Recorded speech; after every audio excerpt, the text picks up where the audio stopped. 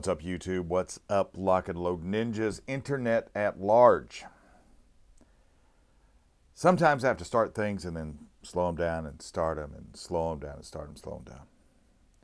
And right now I'm actually in the middle of trying to slow things down and pick it back up because with these gentlemen, I need to be doing something for them here very shortly. I need to be redoing their spot because Franklin Armory has decided to stay as a sponsor of Lock and Load Radio, or Lock and Load with Bill Frady on the Genesis Communications Network, and I really appreciate that.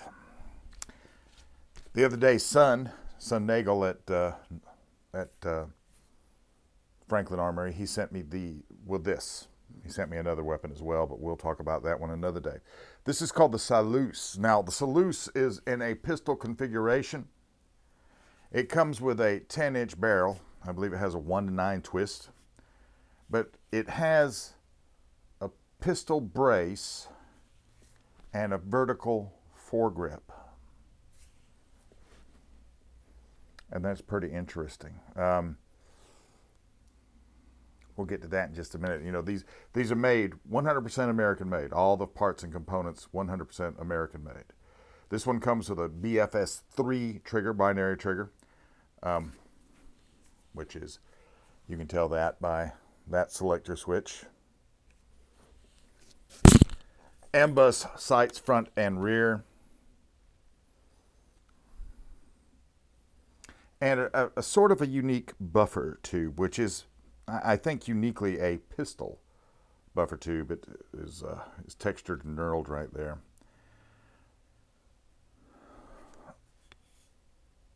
The weapon itself,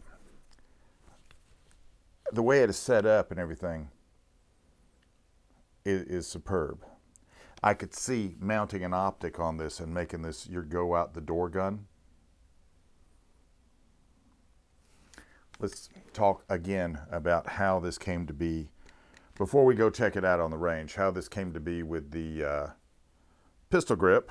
And I have a dog, my dog Hunter. His DNA is spread out all over the country because wherever I go, I take his dog hair with him.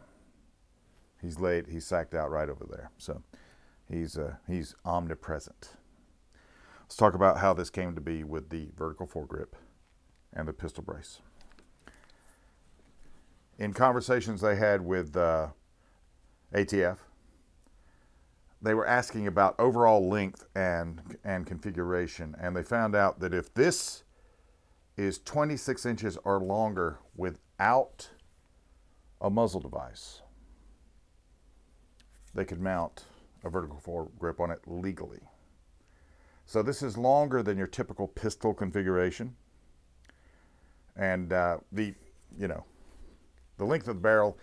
The Triumvir is a excellent muzzle device. It looks sort of basic and rudimentary, except the way this is shaped and the way this actually handles the shots, even off of a short-barreled rifle or a short barrel, it has no muzzle flash. The muzzle flash is completely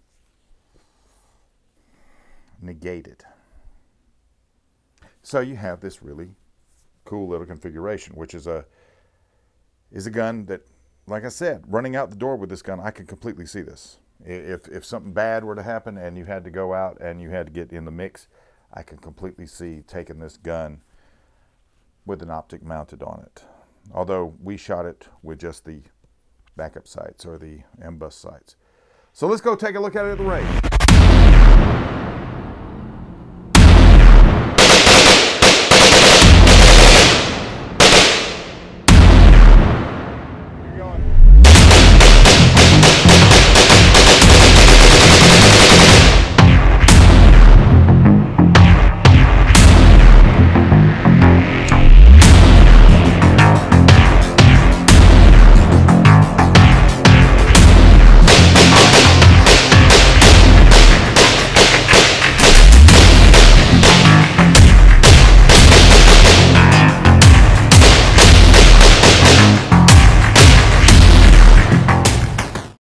So let's talk a little bit. When you buy a Franklin Armory gun, you are buying a gun that has had a lot of research and development, and you're buying it for the special touches and the special refinements. Like, it already comes with QDs on the back, one on each side, and I would think that this is a QD right here, or if you need to mount an accessory on top, if you want to run a two-point sling, or however you want to run it, they've already done that for you. The way the rail lines up, the way the rail is fitted to the barrel, the way the gun handles, all of the manners with the gun, and the way it absolutely is controllable in the when you flip the binary trigger over to binary, is indicative of the quality that you get with these.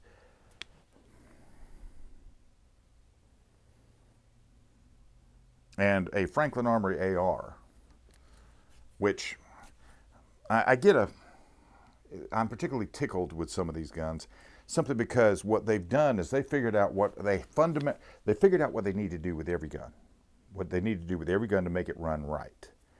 They also figured out how to fix it to where, whenever you hear somebody talking about a mil-spec rifle, what that means is it's going to operate in certain environmental factors. It's going to operate under certain loads, under certain beatings, that kind of thing.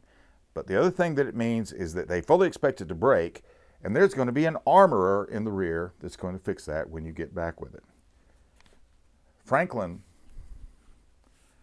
has managed to put things into perspective when you buy one of their guns, to where having an armorer is not something you really need to be too concerned about. I'm not going to say they're unbreakable, but they're pretty doggone close. Coming up next, we're going to be talking about the Militia. The Militia series is their AR-308 series of rifles. These are their battle rifles, or their battle rifle configurations, and I have a very, very sort of cool one of their SBRs. So that's coming up next. To check these guys out, check them out at franklinarmory.com. If you like this kind of content, and I hope you do, maybe give me a thumbs up. Maybe subscribe to the channel. I'd appreciate that. And I'll be back soon. I'm out of here.